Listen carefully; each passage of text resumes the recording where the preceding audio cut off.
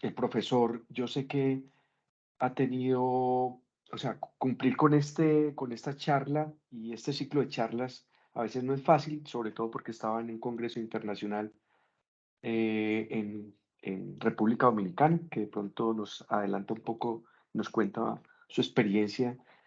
eh, y bueno, todo este ciclo de charlas que estamos montando corresponde a un propósito de la empresa RIMAP e IMEX de fortalecer no solamente nuestra actualización, sino nuestra integración como grupo con propósitos de actualización y de invitación siempre, como nos enseñó el doctor Carrillo, a la producción académica. O sea, es un ejemplo para nosotros, para mí siempre está presente y quisimos montar un ciclo que sea diverso.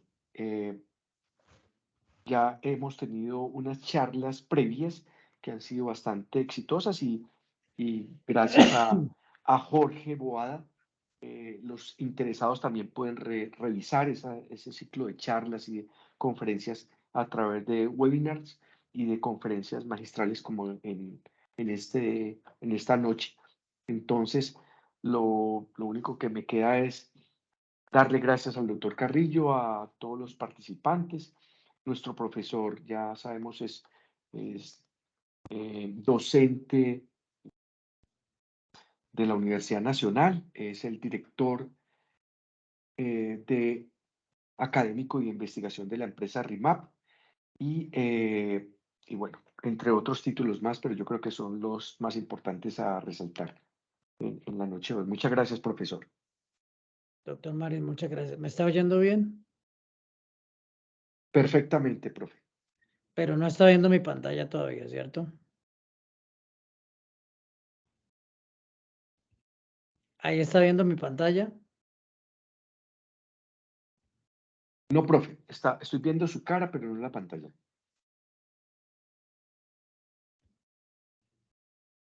Mientras abre la pantalla, si nos permite el profesor Carrillo, las preguntas Yo creo que que ahí ya vayan debe estar, ¿cierto? surgiendo, sí, profe, al final las preguntas, profe, o pueden Sí, interrumpir al como una final yo clase. creo. Al final, perfecto, muchas gracias. Yo creo que ya estamos listos, tenemos pantalla, tenemos buen sonido, doctor Marín. Sí, profe, tenemos buen sonido. Bueno, digamos que es el propósito que nos hemos trazado con el doctor Germán Arango y con el doctor Jorge Marín, eh, de eh, dar un soporte académico al grupo de radiólogos que tenemos, que ya es bastante numeroso. Como ustedes saben, en la estructura que nosotros tenemos, hay experticia y hay experiencia en algunos de los radiólogos y la idea es que esos conocimientos podamos compartirlos con los radiólogos que son más jóvenes y que puedan hacer como cierta carrera y desarrollar la parte académica y no solamente estar como interpretando imágenes todo el tiempo.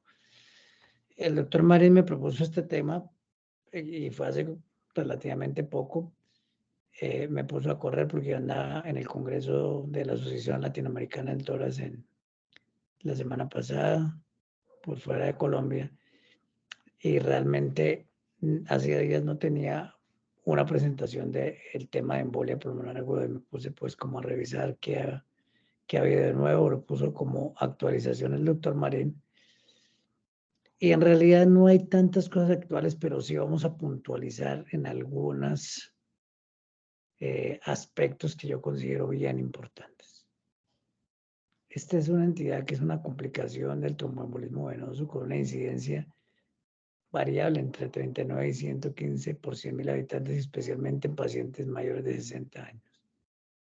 Después de la enfermedad cerebrovascular y del infarto agudo de miocardio, es la tercera causa de síndrome cardiovascular, con una mortalidad anual en Estados Unidos más o menos de 300.000 personas. Cuando un paciente fallece Por embolia pulmonar, el 34%, una tercera parte son muertes repentinas en las primeras horas o ahí mismo. Pero un 59% se hace el diagnóstico de embolia pulmonar post-mortem.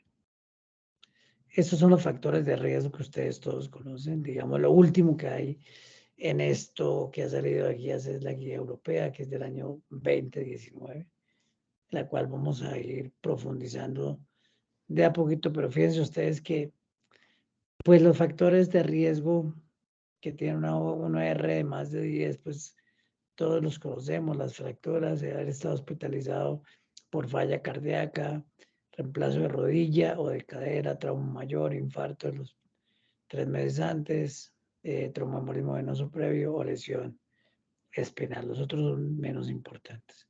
Y finalmente lo que le pasa y los pacientes mueren por la sobrecarga del ventrículo derecho. Entonces, no solamente nosotros debemos centrar nuestra mirada en la vascularización del pulmón y en el parénquima pulmonar, sino hay que mirar también el corazón y hay que mirar ese ventrículo derecho.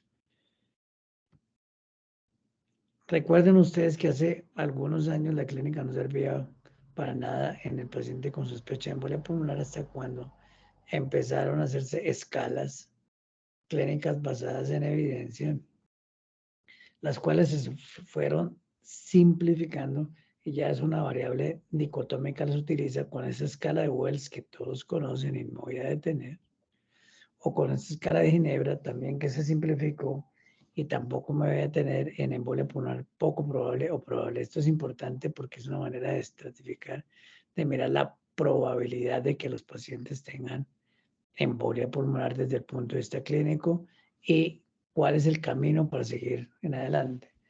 Digamos que hace unos años, antes de que existieran estas escalas clínicas, pues realmente esto era mucho más complicado y era medio caótico. Estos son los criterios que se los menciono. Yo he visto que desde el punto de vista pragmático en los servicios de urgencias no utilizan estos criterios PERC, pero estos son criterios que se han desarrollado con 8 ítems que ustedes lo pueden mirar, de menos de 50 años, menos de 100 latidos por minuto, con una saturación de más de 94, que no tengo. Cuando un paciente tiene estos criterios, no tiene embolia pulmonar.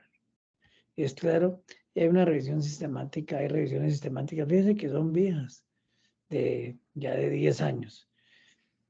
Y finalmente concluimos que por su alta sensibilidad y un LR negativo bajo, los criterios PERC pueden usarse de manera confiable en población con baja probabilidad clínica. Óiganlo bien, con baja probabilidad clínica. Y esto es bien importante, pero algún día los radiólogos, creo que tenemos básicamente radiólogos en la audiencia, algún clínico va a entrar que tiene los criterios PERC y es bueno saber a qué se está refiriendo cuando está utilizando este término. Pero recuerden, Wells Ginebra, PERC, que ya saben en qué se utiliza.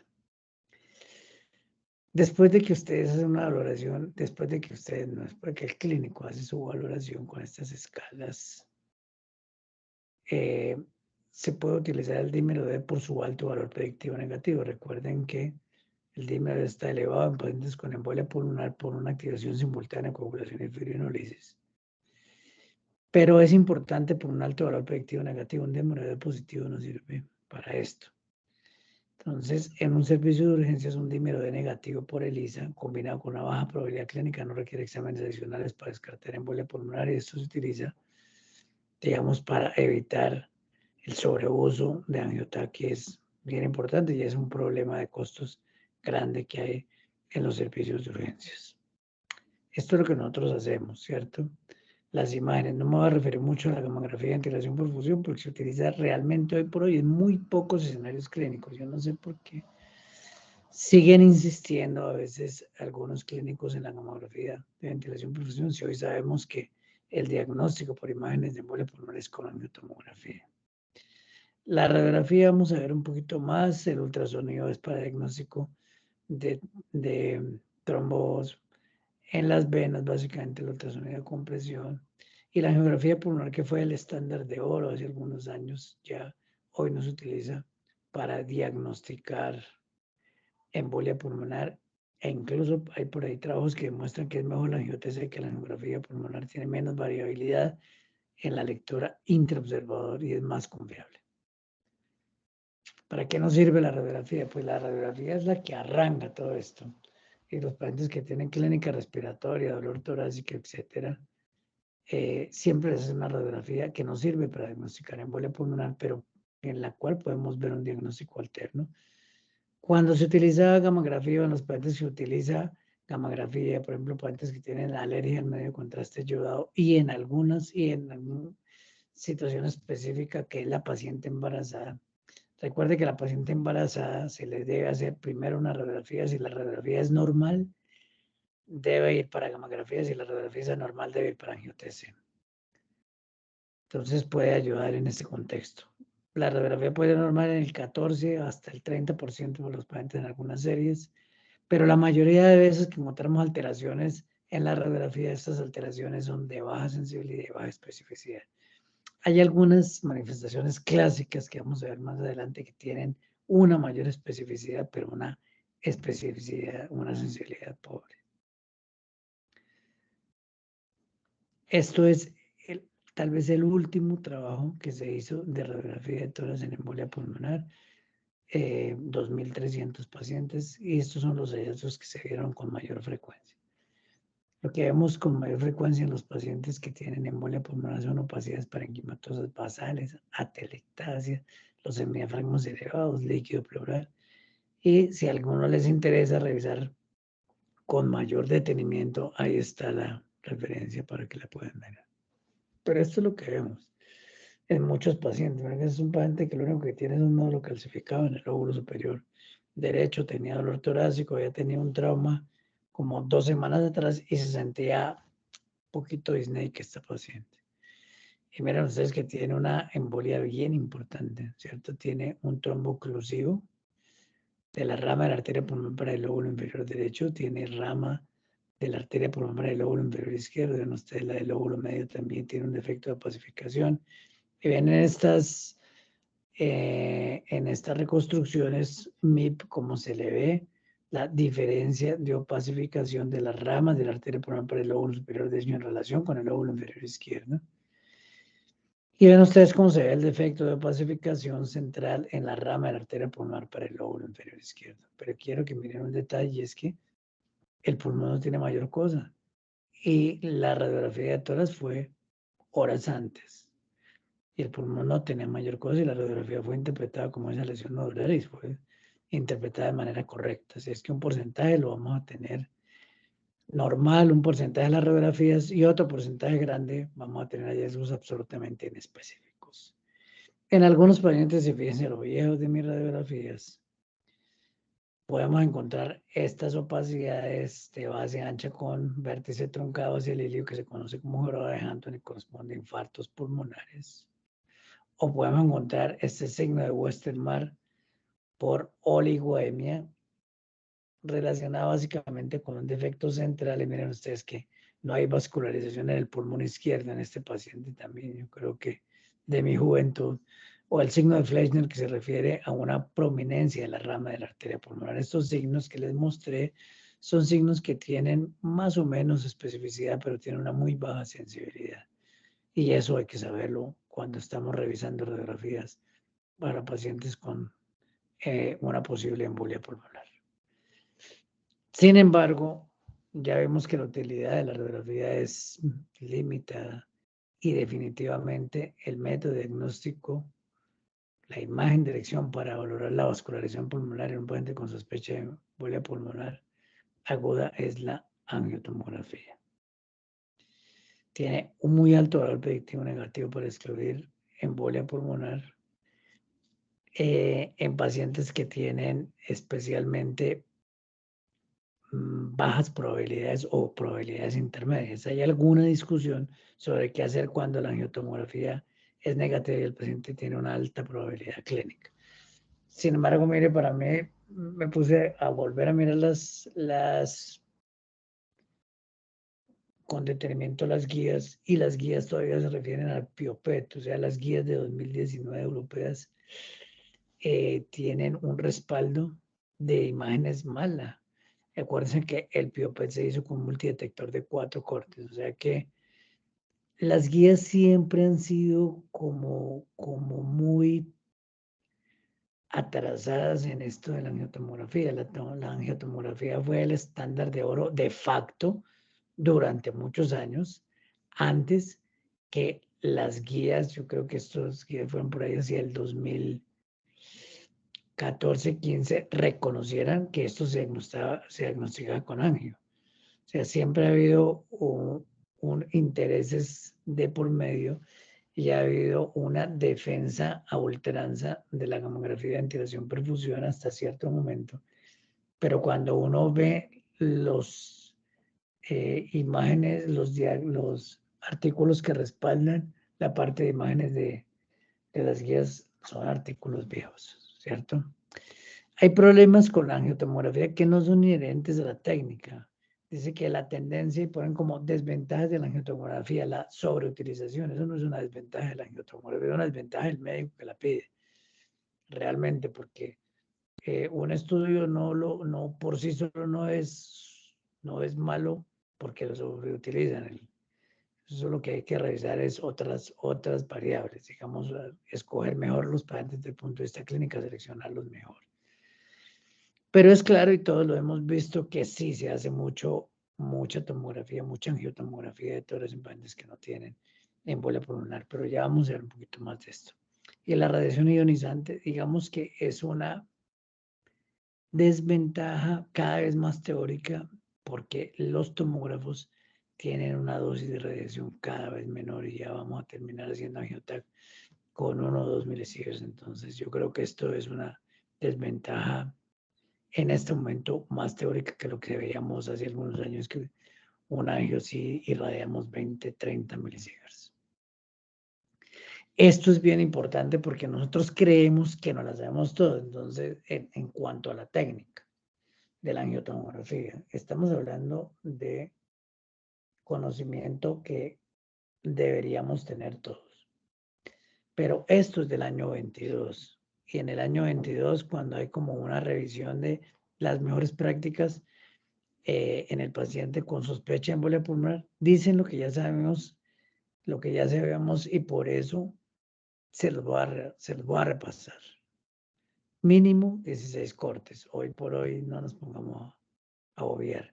Cuando adquieran, deben adquirir con menos de 1 milímetro de espesor. Idealmente nosotros tratamos de adquirir con 0,5, 0,6 milímetros y reconstruimos con 1 milímetro. Debe hacerse en apnea simple. Esto es un error que hemos cometido toda la vida y es hacer la angio después de una apnea forzada. Toma aire, hondo, hondo, hondo, téngalo, no respire. La verdad es que eso puede producir interrupción del bolo. Y yo creo que es un error que seguimos cometiendo. Y la apnea debe ser tranquila. Respire tranquilo, no respire.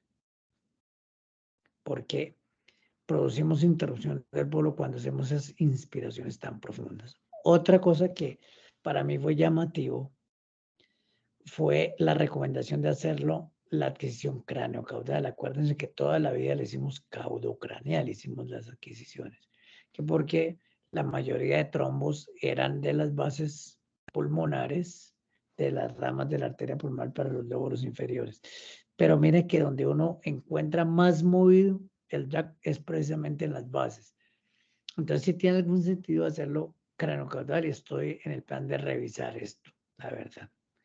Arrancamos con un bolo de solución salina, después medio de contraste. Acuérdense que tienen la velocidad. Cuando ustedes estudian estructuras vasculares, la velocidad de inyección debe ser alta, entre 4, 5 y 6 milímetros por segundo. Más de 6 no vale la pena, pero menos tampoco.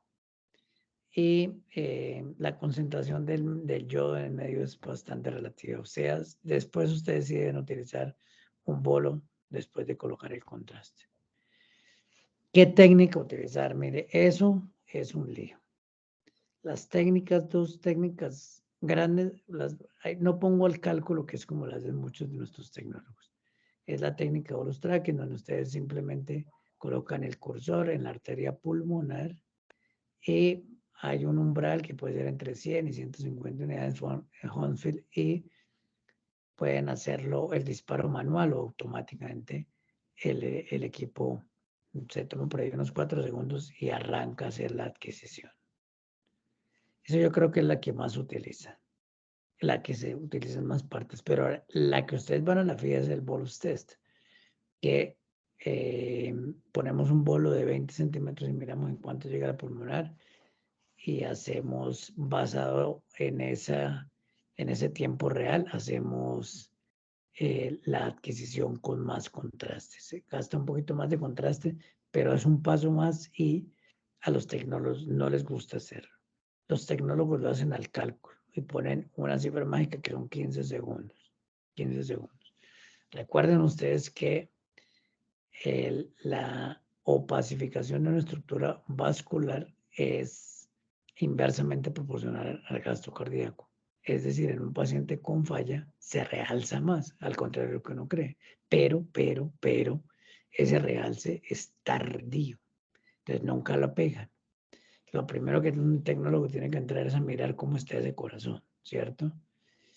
Y lo que pueden hacer es, si se ve que está en falla y que el pico realce es más tardío, uno hace una técnica bolus test y ahí va la fija. Pero si lo hacen en bolus tracking, simplemente elevan un poquito el umbral del disparo en la pulmonar.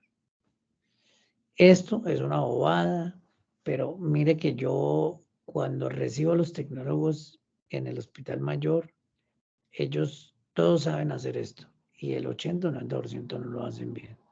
Y todos llegan, es que nosotros en tal parte lo hacemos así.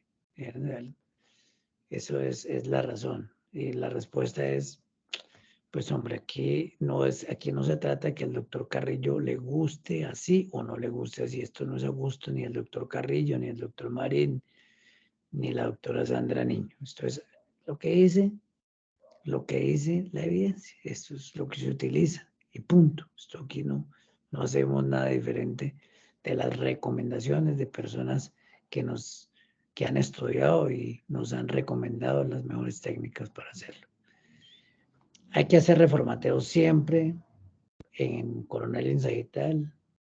A mí me gusta yo no hago reconstrucciones coronales axiales y etales de MIP. Una coronal de MIP para mí es suficiente, pero pues eso sí respeto. ¿Cómo sabe uno que el estudio quedó bien? Miren ustedes cuánto le realzó. Mínimo de realzar 250 unidades en la arteria pulmonar para que eso quede bien. Y revisen las ventanas.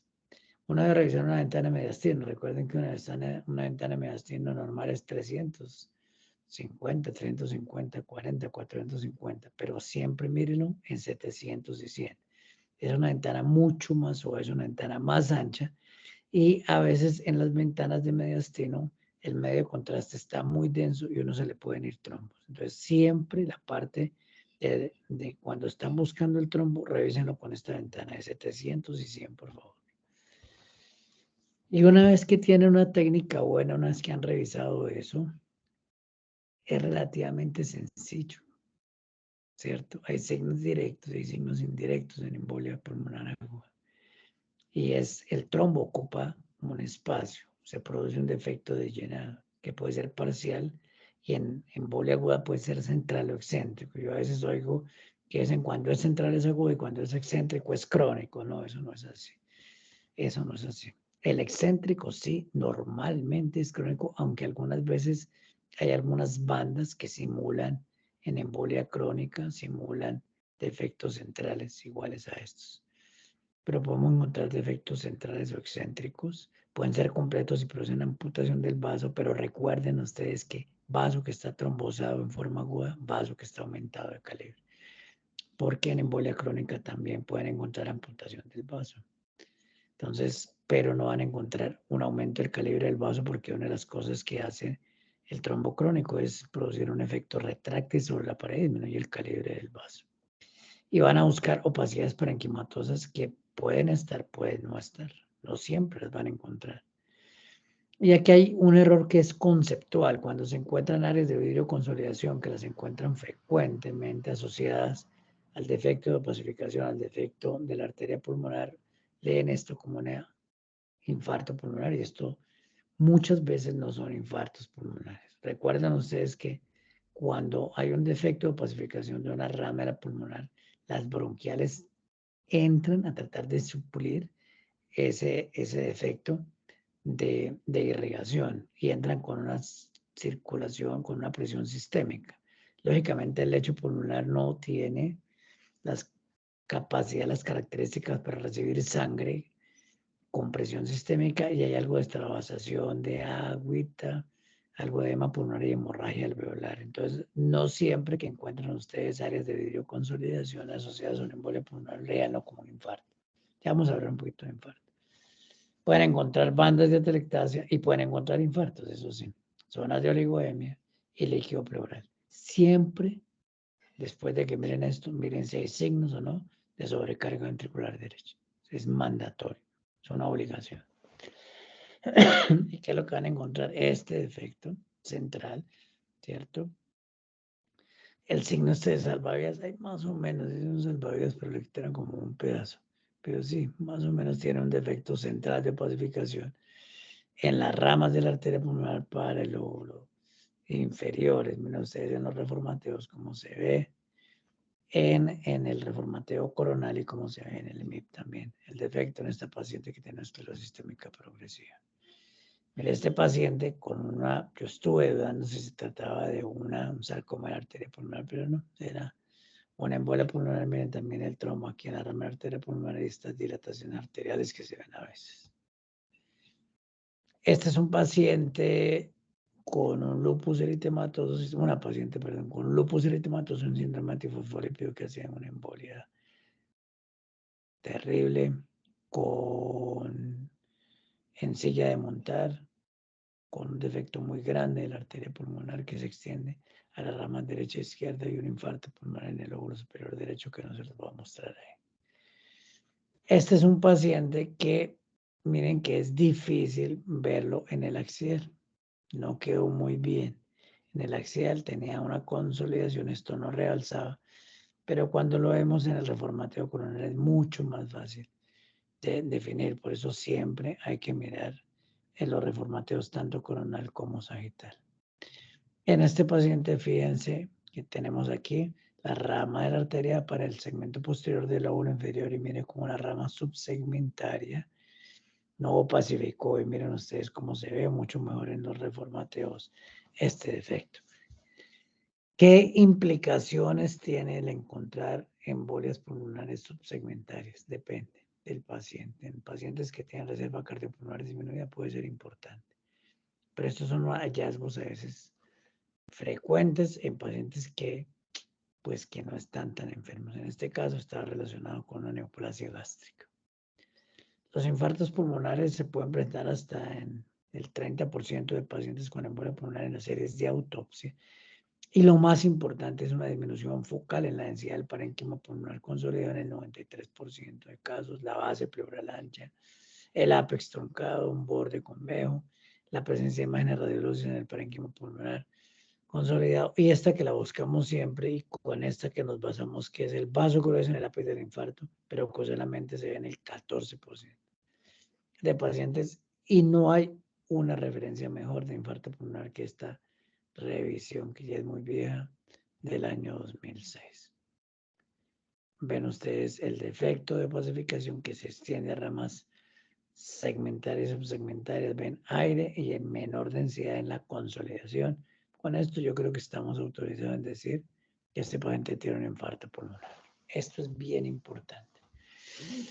Bien importante. Yo veo errores, probablemente también los cometo, pero veo errores y varios en la interpretación de las angios de los pacientes con embolia pulmonar. Estos pitfalls están relacionados con el paciente y la interrupción del bolo de contraste es bien importante. Ya les dije que hacemos apneas postinspiratorias forzadas y esto no es la mejor opción.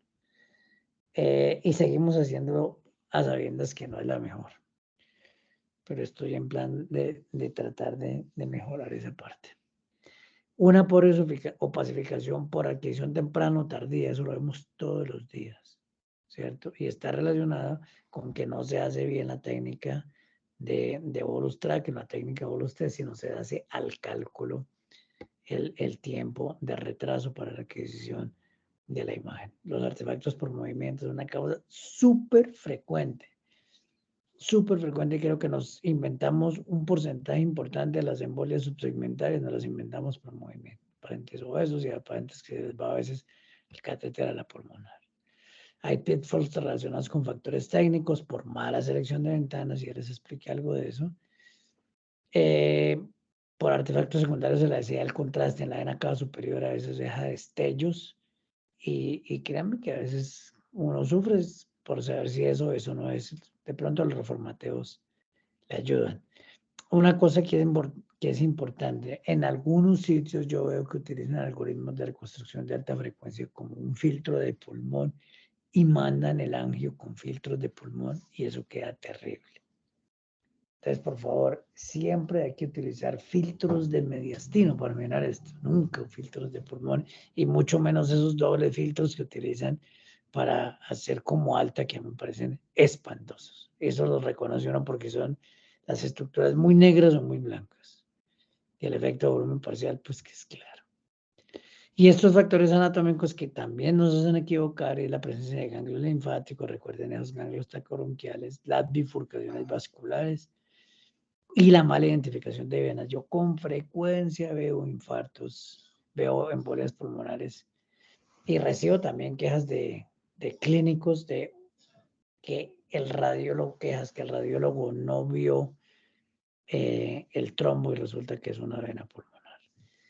La enfermedad bronquial, cuando tiene impactación de moco, a veces parece que tuvieran, y tenía un caso, pero no lo alcancé a montar, no lo encontré. En estos días vi unos bronquios dilatados impactados con moco que me llamaron a quejarse de medicina interna porque no había visto una embolia pulmonar y edema perivascular también. Entonces, miren, este es el artificio que a veces deja el endurecimiento del rayo que deja el medio en la cava. Recuerden que la solución salina a los bobos antes y después ayudan, y los pacientes con ganglios en los cilios y los ganglios más distales también pueden producir estos falsos diagnósticos de embolia pulmonar. Esto es bien importante, la estratificación del riesgo. Yo veo también con frecuencia que miren, hay dos conceptos que es probabilidad. La probabilidad es como la posibilidad de yo tener embolia pulmonar, es una probabilidad que se establece por clínica, por esas estrategias clínicas que les mostré. Y la otra es el riesgo de morirse. De ninguna manera se pueden utilizar esos conceptos leyendo los angios, porque he visto lecturas de colegas de angiotac de alta probabilidad. No, por favor, esto no se lee con alta, ni baja, ni intermedia probabilidad. Eso sí, me perdonan, pero esto no es así. Esto no tiene nada que ver con eso. Usted ve trombo, no ve y punto, ¿cierto? Eso es clarísimo.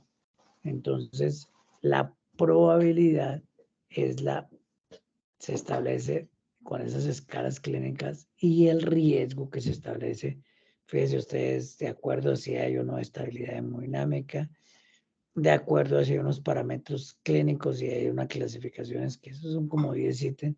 Y aquí, ¿por qué los menciono? Porque en la tomografía podemos ver signos de disfunción del ventrículo derecho, y esto es un indicador de riesgo, ¿cierto? Cuando tienen esos 4, pues son pacientes que están en alto riesgo de morir. Entonces, esta estratificación de riesgo, aquí nosotros tenemos que ver el angiotac, y ya vamos a mirar. Entonces, hay que hacer una relación entre el ventrículo derecho y el ventrículo izquierdo. Recuerden que hay disfunciones del ventrículo derecho por sobrecarga, y lo que uno debe hacer es una relación entre los diámetros del ventrículo derecho y el ventrículo izquierdo, más o menos a la altura de las válvulas atrioventriculares. Recuerden que no debe ser mayor de 0,9. Ahí está medida. En este paciente que claramente tiene una aurícula derecha grandísima, claramente el ventrículo derecho, pero fíjense ustedes que la pared del ventrículo derecho de este paciente es normal. Lo que está es dilatado el ventrículo. Otra cosa que vamos a ver es la desviación del septum interventricular Mire, esto fue bastante controvertido, pero últimamente dijeron que sí, pues últimamente les estoy hablando por ahí del 2015, que cuando lo vemos es un indicador, pero lo que sí les podría decir es que la mayoría de veces que yo veo que está desviado el septum interventricular izquierdo, el ventrículo derecho está más grande que la izquierda. Entonces, estos dos signos van casi siempre de la mano e indican que hay una sobrecarga del ventrículo derecho y es mandatorio cuando ustedes están revisando estos pacientes que no se limiten solamente a decir las alteraciones de la vascularización del pulmón, sino también hablen del corazón.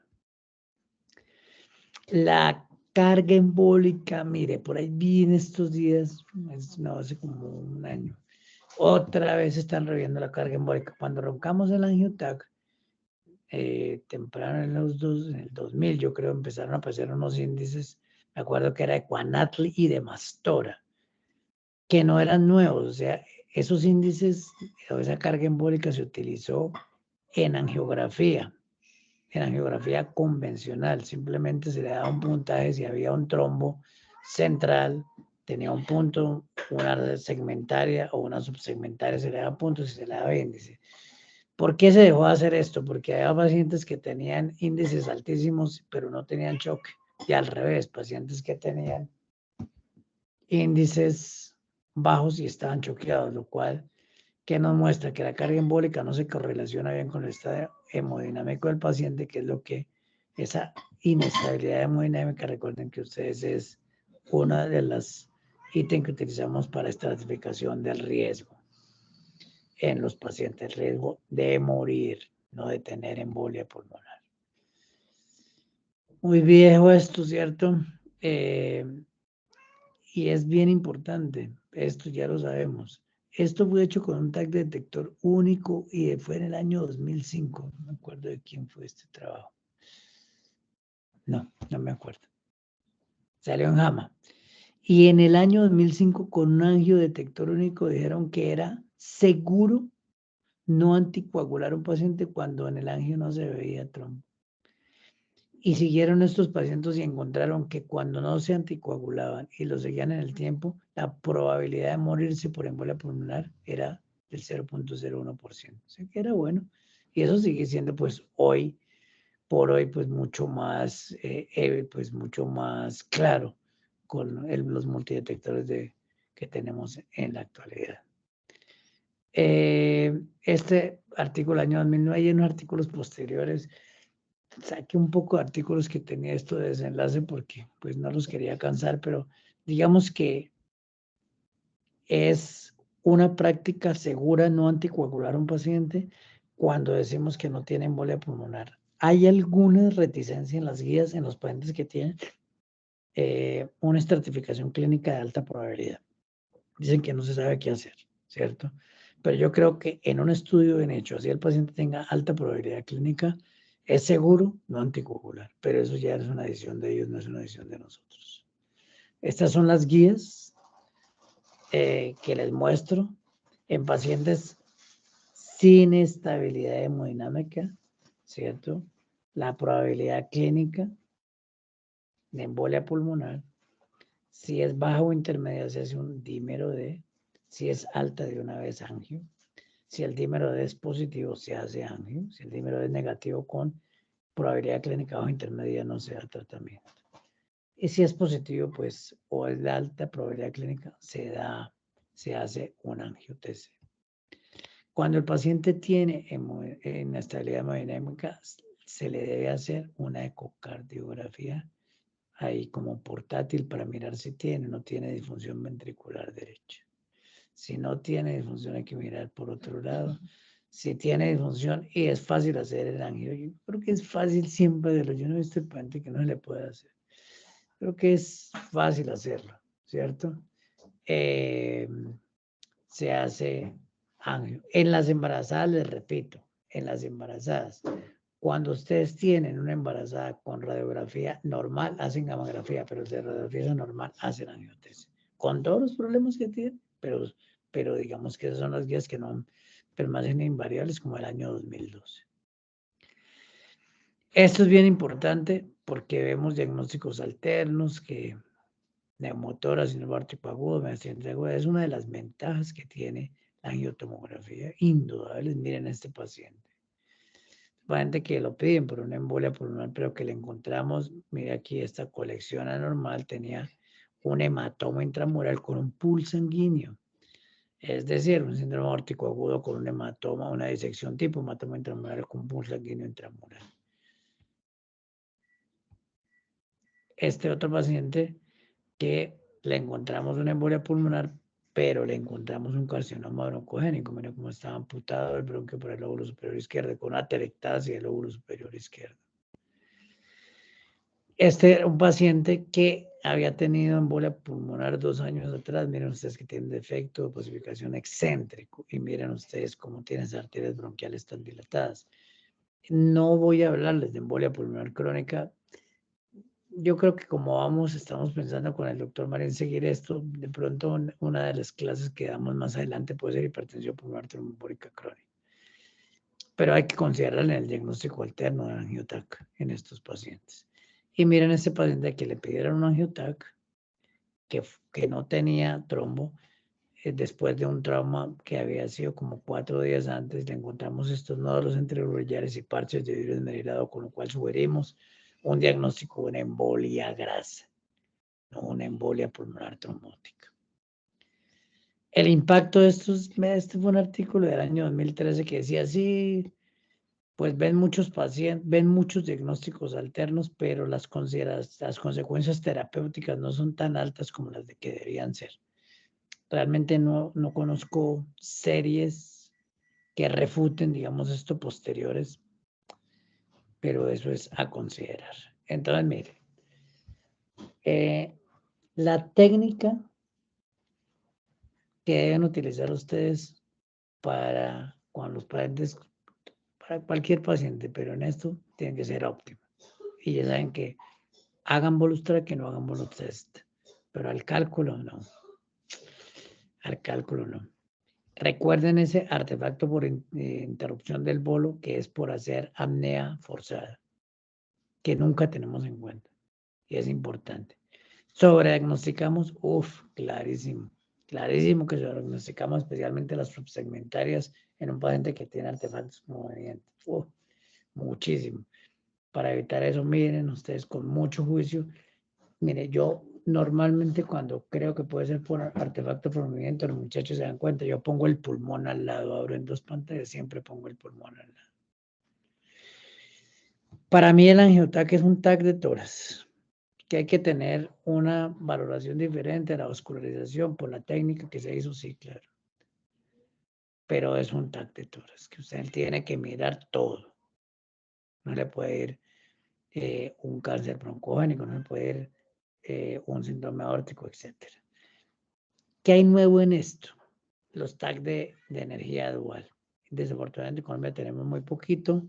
Esto es importante, se puede hacer mapas de yodo y se puede hacer perfusión. Y es bien importante. Y la inteligencia artificial que tanto le gusta al doctor Maret.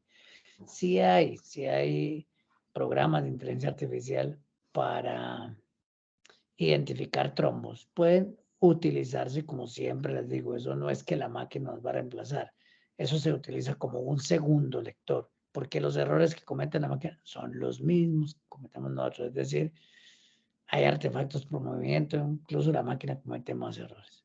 El desempeño de la inteligencia artificial en esto, pues, ustedes saben que cada vez se quiere meter más esto y todo, pero digamos que cuando uno quiere hacer las cosas y tiene una herramienta que le puede significar un segundo lector, me parece bien, no me parece del todo, pero reemplazar, digamos, como piensan algunos, que simplemente la máquina le pone usted el tag y la máquina le dice si tiene embolia pulmonar o no, eso sí no, eso es otro cuento y en eso no estamos.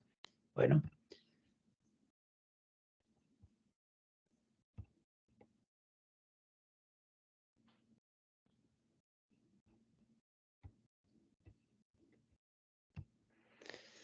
Entonces, esto era, digamos que pueda que para muchos de ustedes no les he dado información nueva de ninguna manera, Pero si se ponen a buscar en PubMed, en embolia pulmonar aguda, no es que vayan a encontrar muchas cosas nuevas, la verdad.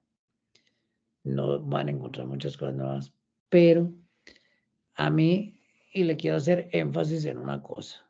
Nosotros sabemos cómo se hace esto, ¿cierto? En teoría. ¿Por qué se hace tan mal?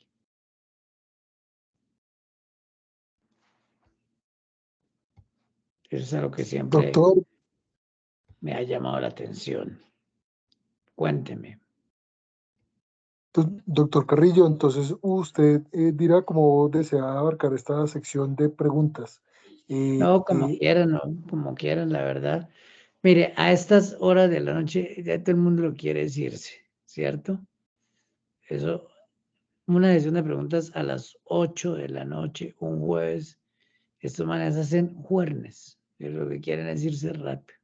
Entonces probablemente va a haber una o dos preguntas en el escenario más optimista. Pero no, aquí estamos para oír comentarios, aportes, dudas.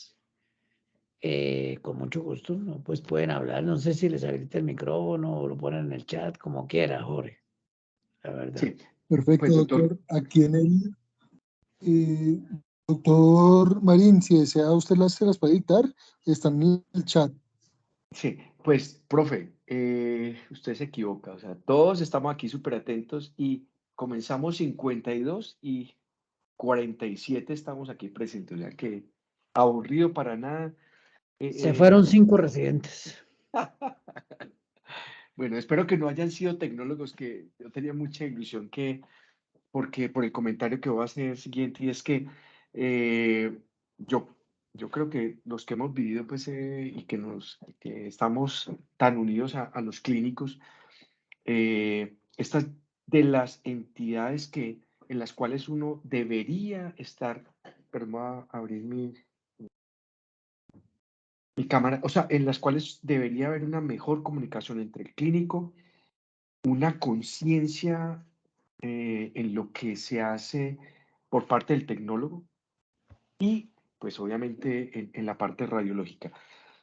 ¿Por qué digo eso? Porque yo creo que de los grandes problemas que tenemos en el tromboembolismo pulmonar, y usted lo ha dicho, es la, la excelencia o la calidad técnica de un estudio, ¿cierto? Entonces, yo creo, y aquí yo creo que vamos a caer en empate con lo de la inteligencia artificial los dos, y es que en la interpretación definitivamente inteligencia artificial está lejos de hacer una automatización, pero yo creo que la técnica sí puede ser un gran apoyo y sobre todo para personas que no están habituadas o que por rutina no tienen un buen ejercicio en la, en todo lo que significa realizar un protocolo bien hecho de tromboembolismo pulmonar, desde la inspiración, como usted mismo lo mencionó, hasta utilizar bien un inyector, ¿sí? Y mi primera pregunta iba a eso, o sea, ¿qué hacer, que es lo de la práctica diaria, cuando un estudio tiene un problema técnico y que uno como radiólogo pudiera pensar, bueno, repítalo, pero es que repítalo en una condición que es crítica, con todo lo que significa colocar otra dosis de contraste? ¿Cuál es su opinión sobre ese tema técnico, profe? Esa es una pregunta súper buena. Mire, le voy a decir lo que yo hago. Y ni siquiera estoy recomendando hacerlo. Es lo que yo hago. Yo antes devolvía estudios de embolia pulmonar. Muchos. Digamos que hoy devuelvo casi ninguno. Porque en la gran mayoría puedo descartar embolias centrales. Digamos que el problema son más los trombos segmentarios y subsegmentarios. Yo simplemente estoy diciendo en mi informe que puedo descartar trombos centrales, pero que no puedo descartar segmentarios y subsegmentarios. El hecho de no ver un trombo subsegmentario, pues no es tan grave, ¿cierto? Eso, digamos, la implicación de no tener un análisis perfecto de la vascularización subsegmentaria Pues habría que mirar si es un paciente que puede tener una reserva cardiopulmonar disminuida, si es un paciente que tiene antecedente o no. Pero la verdad es que yo los estoy leyendo, la gran mayoría. Hay unos que sí están descaradamente mal, pues descaradamente mal, que, que por ejemplo, piden un angio para embolia pulmonar y por alguna razón termina siendo una aorta. Eso, por ejemplo, sí no lo leo. Pero en los de embolia, que están un poquito moviditos y que de pronto lo que no se ven son las subsegmentarias, esos los leo y pongo esa observación en mi informe. Pero repito, eso lo hago yo. Ni siquiera lo recomiendo, eso es lo que yo hago.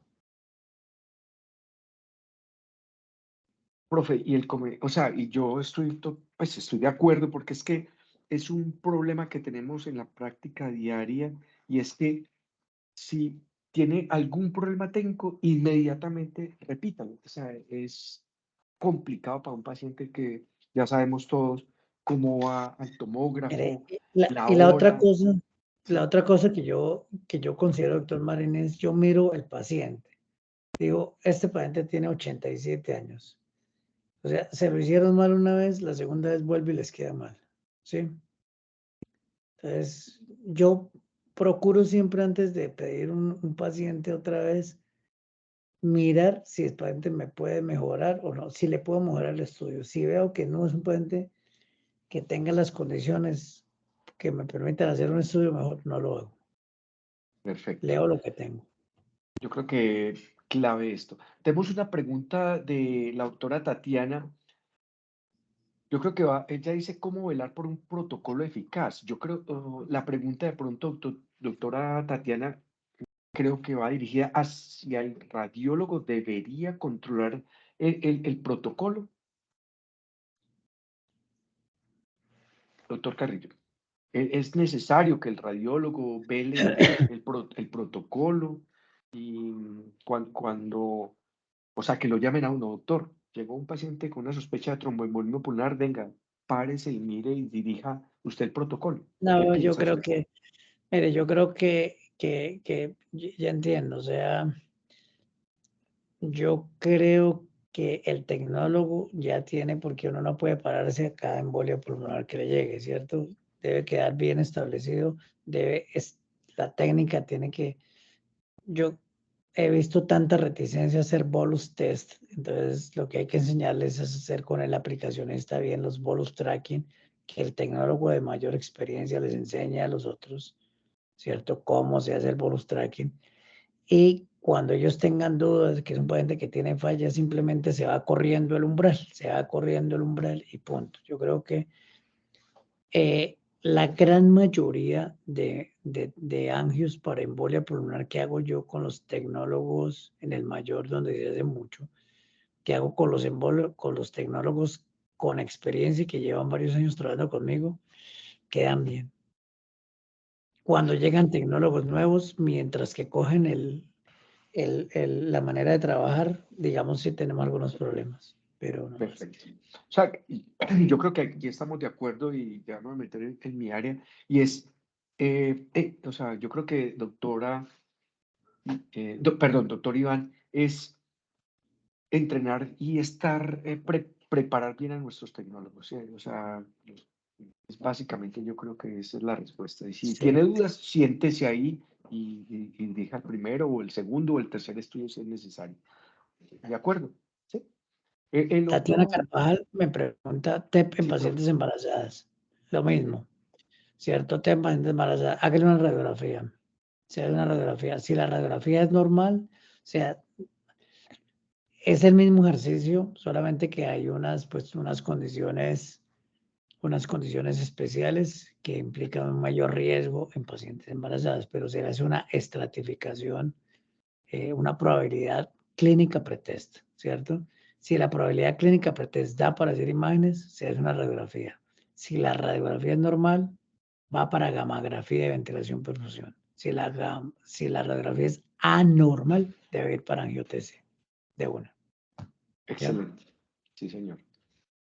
Profe, hay La, otra pregunta sobre el tromboembolismo pulmonar y esto es pregunta de todos los días que nos hacen.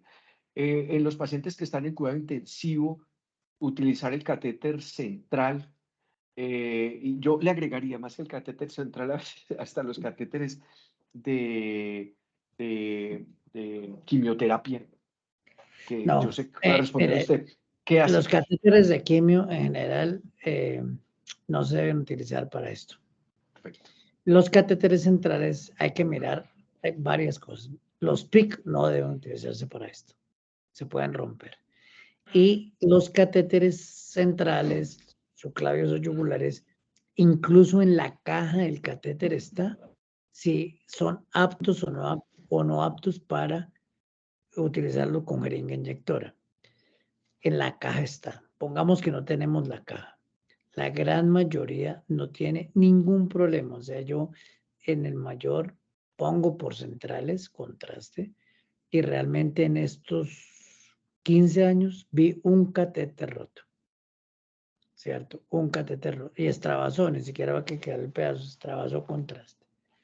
Entonces, digamos que en principio no hay una contraindicación formal para poner medio de contraste por un catéter central. Lo que sí les recomiendo siempre, y eso lo debe ver el radiólogo, es que cuando, mira, uno debe asumir lo de uno.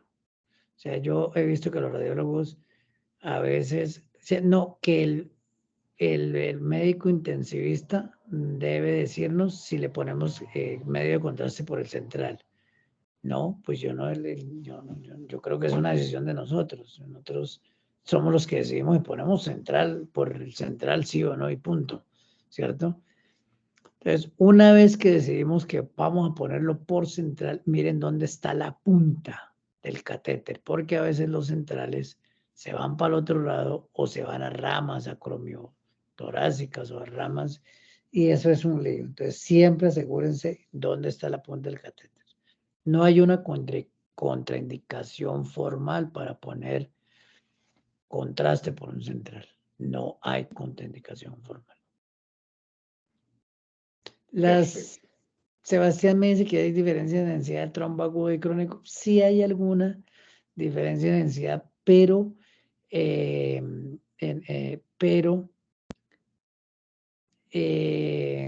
eso no sirve, la verdad, para diferenciar embolia pulmonar aguda de crónica. No sirve. La cantidad recomendada de solución salina pre y post bolo, uy, no me acuerdo, pero es como 25 centímetros nomás que se pone. Sí, esa está difícil. Esa nos toca consultarla. Sí, porque Sí, pues, pero uno trabaja ahí con su tecnólogo. Ustedes saben que lo que sí deben tener es inyectores de 2 cabezas. Por una cabeza, que es la del contraste, y la otra la de la solución salina. Y eso sí. mejoraría mucho.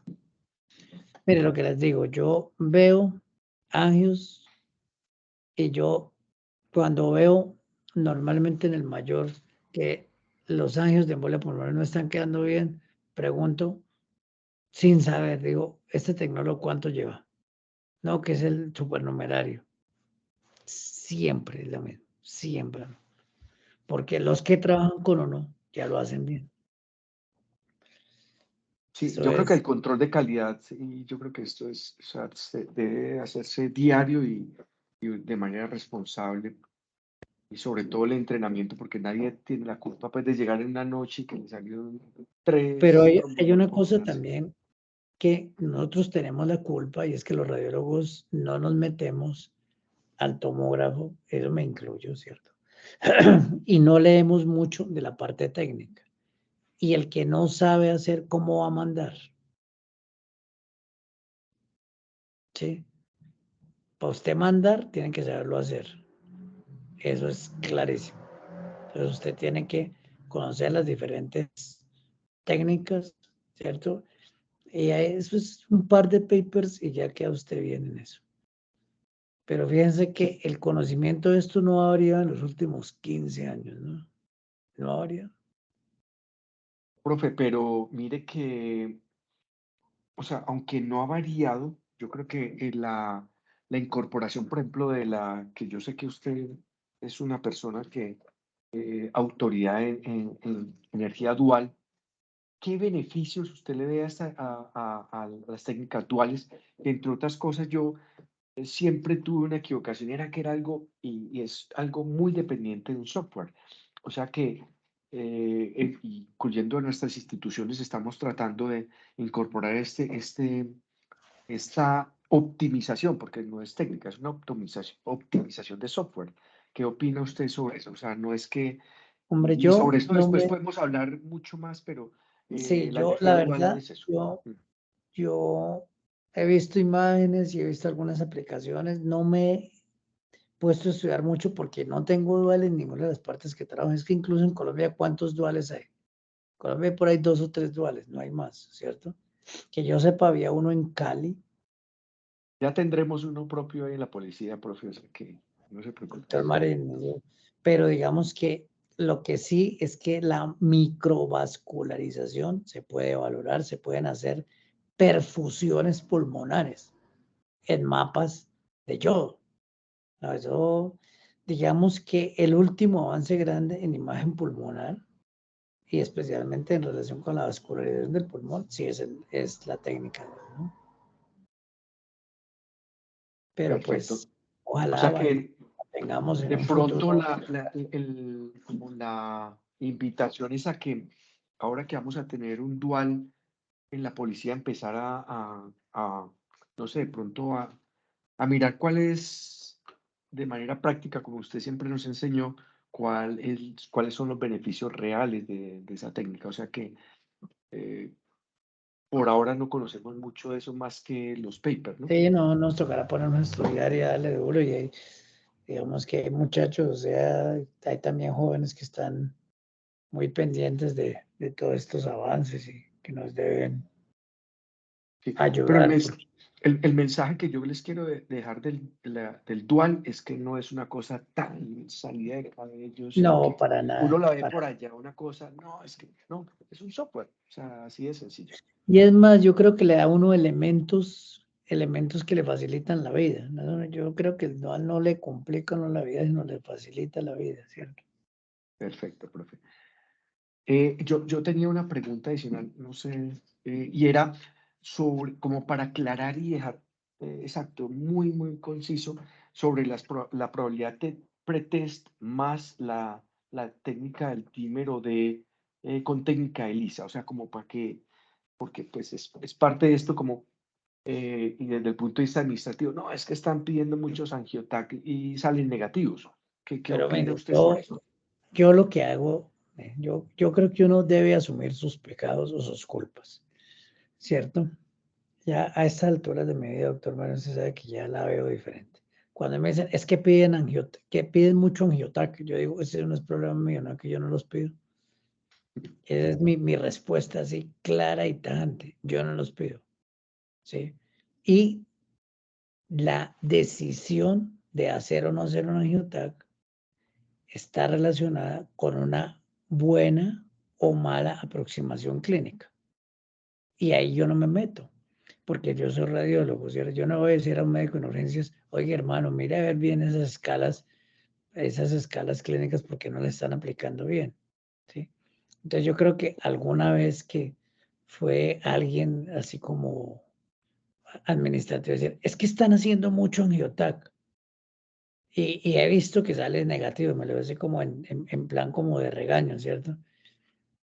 Estamos haciendo muy angiotac, le dije, no, no, doctor, nosotros hacemos lo que nos piden, ¿cierto? Y filtrar, o sea, si usted quiere que filtremos las solicitudes, eso me parece muy delicado, porque la solicitud de un estudio es un acto médico como tal, que en los cuales a veces no se metió, ¿no? Mejor dicho, en los cuales a veces no, en los cuales uno no puede meterse, ¿cierto? Entonces, cuando me dicen, no es que hace mucho angiotac y sale negativo, digo, pues sí, pero, pero pues, muestra otras cosas, ¿cierto? Casi nunca se van en blanco. Paciente con dímero de negativo y escalas de probabilidad baja no deben hacerse. Punto. Perfecto, sí, señor. Pero le digo una cosa, si lo piden, probablemente la persona que lo pidió a veces como que se confundió en la solicitud y él, lo que yo he visto es que él no está pensando siquiera en embolia pulmonar, sino que se le fue el angio y está pensando en un diagnóstico alterno. Ay, hijo de puta, está temblando. Uy, hermano. Uy, ¿Otra vez? uy, pero está temblando muy duro. Uy, no, Doctor no, no, Carlos, yo no. como vivo en primer piso, no sé si alguien... Uy, no, no, no, no, no. ¿Sí? Hijo de pucha, sigue temblando. No, después de ese... Sí. Me perdonan por el está temblando, pero... Profe, yo qué le iba a hacer, debe ser por la pregunta que viene enseguida y es de, del doctor César Enciso, o sea, pues nuestro amigo conocido y es que no sé por qué no, César no entró la pregunta al chat, pero César me pregunta, Sí, claro. profe. Y Marina haciéndome preguntas de embolia pulmonar.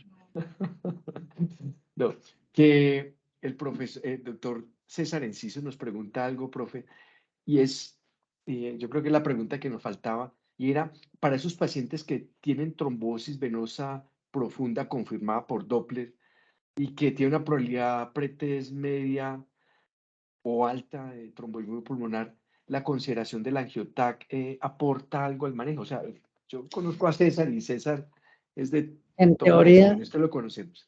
en teoría igual se anticoagulan, ¿cierto? Sí, sí. En teoría igual se anticoagulan, pero digamos, si hay como una inquietud de pronto de mirar un infarto pulmonar o hay una inquietud de mirar algo más, pues sí, digamos que estaría indicado, pero estrictamente uno dice, ¿para qué le hace si usted igual lo va a anticoagular, tiene una trombosis venosa profunda? ¿Sí? Sí, y desafortunadamente yo no sé si de pronto pues César pudiera hablar, pero pues yo creo que estamos de acuerdo y es que si tiene una trombosis venosa profunda confirmada por Doppler y tiene una probabilidad media y alta por pretest, pues ya anticoagulación, ya el resto ya sería como adicionar otra, algo Pero para para mí es mirar, claro que esas como para mirar consideraciones, más riesgo, profe, o sea, riesgo de muerte, ¿sí? para mí es muy claro que esas consideraciones son muy del clínico y en esas, digamos que ahí yo no entro mucho a jugar, ¿cierto? Si él me dice, mire, yo quiero el ángel por esto y esto, perfecto. O lo quiero por esto otro, perfecto. ¿Sí? Sí. Digamos que es una consideración que yo no entro muy a Ahí discutir el mucho. doctor César le envía un saludo muy especial, que gracias. Lo mismo, doctor César, me alegra mucho que estuviera por acá. Sí. Bueno, yo, si ustedes no lo saben, tengo pánico a los temblores. Bueno, Pero profe, pánico. Hoy tuve pánico sí. y acaba de Bueno, temblar otra vez. Entonces, bueno, yo creo que terminamos. Yo yo creo que creo ya está. que terminamos este y bueno, la invitación para el próximo ciclo, un agradecimiento, o sea, estamos 42 personas atentos, o sea que eso prueba que es un tema de actualidad, es un tema práctico, el hecho de que las cosas no tengan revisiones cada 8 días como muchos temas, pues no quiere decir que no sean prácticos y eso es que hacer de todos los días y por eso traje como este tema inicial, igual las propuestas de otros temas que ustedes quieran tener, me gustaría que la dejen en el chat eh, para que miremos cuáles otros temas Esa es una necesitamos. muy buena idea. Yo creo que podemos hacer como una encuesta sobre qué temas querrían que se tratara. Les recuerdo que tenemos un grupo de neuro muy fuerte, que está la doctora Sandra también, que hace cuerpo, que tenemos corazón con la doctora Alvarado. Tenemos muchas cosas Sí, y para también la invitación a gente nueva, porque nosotros ya pues estamos de salida, pues sobre todo yo, no sé todavía no, pero bueno, para que también participen aquí como conferencistas y me pareció una discusión bien interesante, sobre todo también para invitar a los clínicos en estos temas los de la vida jóvenes. diaria.